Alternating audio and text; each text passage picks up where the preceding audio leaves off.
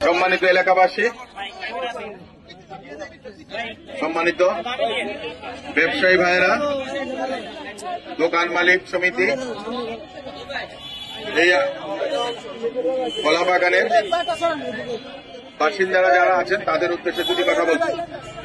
বাংলাদেশ জাতীয়তাবাদী দল সমগ্র দেশে আন্দোলন সংগ্রামের মধ্য দিয়ে বহু শহীদের রক্ত এবং ত্যাগের বিনিময়ে যে ফ্যাসিস্টের পতন ঘটিয়েছেন, তার পরবর্তীতে আমাদের প্রত্যাশা অতি সত্বর একটি জাতীয় নির্বাচন। এদেশের জনগণ পরপর 3টি জাতীয় সংসদ নির্বাচনে ভোট প্রদান করতে পারেননি। তাদের ভোটাধিকার হরণ করে নিয়েছিল ফ্যাসিস্ট হাসিনার সরকার। গণতন্ত্রকে বারবার তারা হত্যা করেছে। যখনই বাংলাদেশে তারা ক্ষমতায় এসেছিল, তখনই তারা স্বৈরাচার, দমন, পীড়ন, নিপীড়ন, নির্যাতন, খুন, গুম এই সংস্কৃতি চালু করেছেন।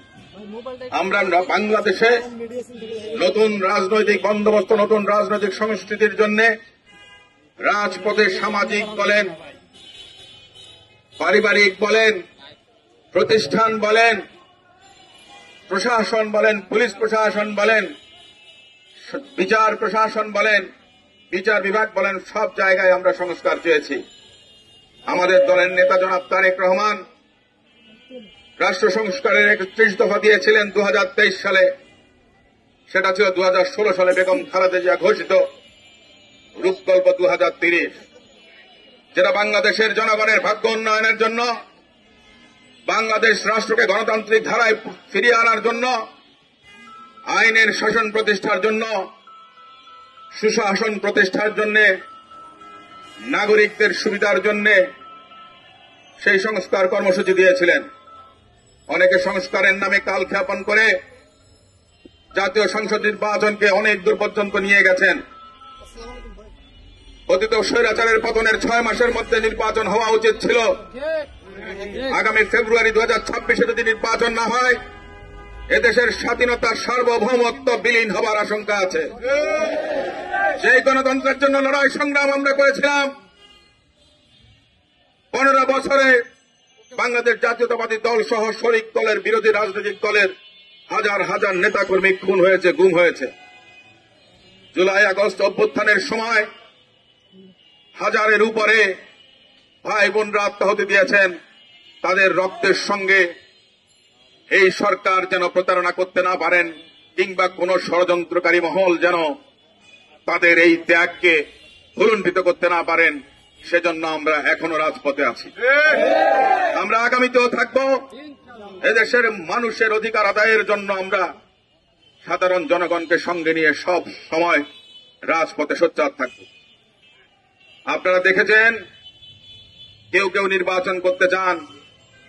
আমি আগেও বলেছি, নিরপেক্ষতা বজায় রাখার জন্য অন্তর্বর্তী সরকারের কয়েকজন উপদেষ্টা আছেন যাদের সতীর্থরা রাজনৈতিক দল করেছেন।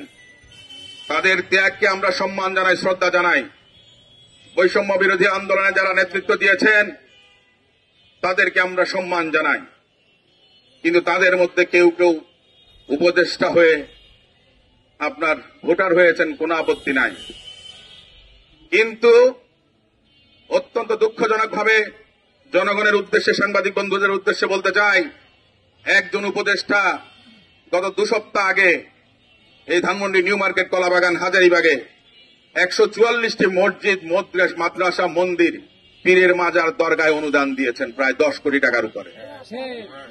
উনি সমগ্র বাংলাদেশের উপদেষ্টা।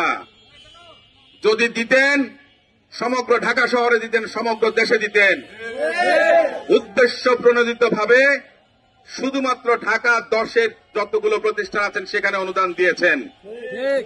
আমি এই অনুদান ফেরতের কথা বলছি না, অ্যাটলিস্ট ওনার জন্য দোয়া করছি, ওনার উসিলায় আমাদের অঞ্চলের এই প্রতিষ্ঠানগুলো কিছু সরকারি অনুদান পাচ্ছে।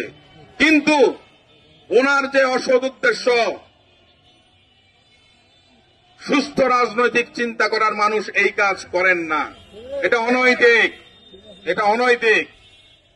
এই ধরনের অনৈতিক কর্মকাণ্ড যারা করেন তাদেরকে এই সমাজ গ্রহণ করবে না। কারণ বৈষম্য বিরোধী আন্দোলন করেছিলেন এই উপদেষ্টারা দুজন। একজন দলের এখন নেতা, বৈষম্য বিরোধী আন্দোলন করেছেন, বৈষম্য বিরোধী আন্দোলনের নেতৃত্ব দিয়েছেন, কিন্তু দেখেন 15 দিন আগে কি পরিমাণ বৈষম্য করেছে। শুধুমাত্র ঢাকা 10-এ অনুদান দিয়েছেন, সারা বাংলাদেশের আর কোথাও না।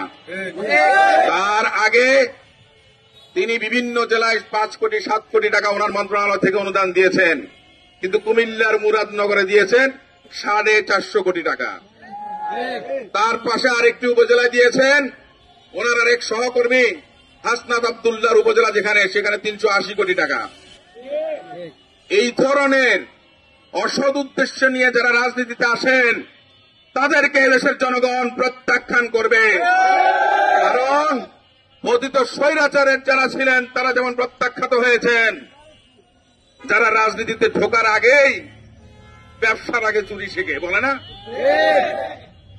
তাহলে তো পরিবর্তন হবে না। আমরা পরিবর্তনের রাজনীতি চেয়েছি। পরিবর্তন মানে এটা না যে মনের মধ্যে অসৎ উদ্দেশ্য নিয়ে জনগণের সঙ্গে প্রতারণা করার জন্য আপনি রাজনীতি করবেন। আমরা পরিবর্তন চাই। সে কারণে বলছি, কেউ যদি নির্বাচন করতে চান পদত্যাগ করে আসেন, রাজনীতি করেন। আমরা আমাদের দলের পক্ষে প্রচারণা চালাচ্ছি, ধানের শীষের পক্ষে, দেশনেত্রী বেগম খালেদা জিয়ার পক্ষে, জনাব তারেক রহমানের পক্ষে প্রচারণা চালাচ্ছি। আমরা জনগণের কাছে আমাদের আহ্বান, ধানের শীষের পক্ষে জোয়ার তুলুন। এই আহ্বান জানিয়ে আমি শেষ করছি। আল্লাহ হাফেজ। বাংলাদেশ জিন্দাবাদ, বাংলাদেশ জাতীয়তাবাদী দল জিন্দাবাদ, দেশনেত্রী বেগম খালেদা জিয়া।